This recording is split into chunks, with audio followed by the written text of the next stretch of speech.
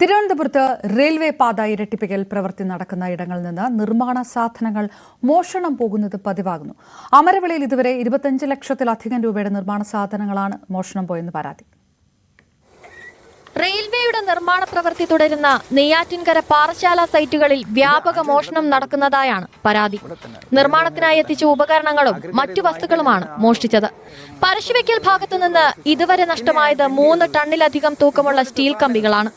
കഴിഞ്ഞ മാസം അമരവിളയിൽ നിന്ന് 1.5 ടണ്ണിലധികം തൂക്കം വരുന്ന ഷട്ടറുകളും 25-ാം തീയതി 2 ടൺ കമ്പിയും മോഷണം പോയിരുന്നു. ഇങ്ങനെ ചെറുതും വലുതുമായ നിരവധി മോഷണങ്ങൾ ഇവിടെ നടക്കുന്നു.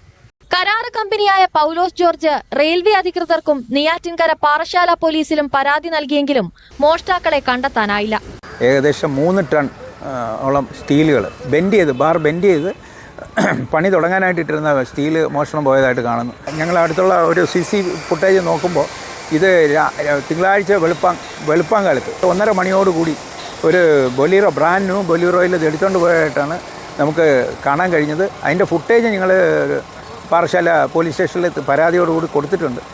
ഇത് ആദ്യത്തെ അനുഭവമല്ല, ഞങ്ങളത് വളരെ ഭയപ്പാടിലാണ്. രാത്രി പ്രദേശത്ത് നിന്ന് സാധനങ്ങൾ കടത്തിക്കൊണ്ടുപോകുന്ന CCTV ദൃശ്യങ്ങൾ ഉൾപ്പെടെയുള്ളവ കൈമാറിയിട്ടും പോലീസ് അന്വേഷിക്കാൻ തയ്യാറാകുന്നില്ലെന്നും ആരോപണമുണ്ട്. നിർമ്മാണ പ്രവർത്തനങ്ങൾ തുടങ്ങി മാസങ്ങൾക്കുള്ളിൽ 25 ലക്ഷത്തിലധികം രൂപയുടെ സാധനങ്ങളാണ് നഷ്ടമായത്. News 18 തിരുവനന്തപുരം.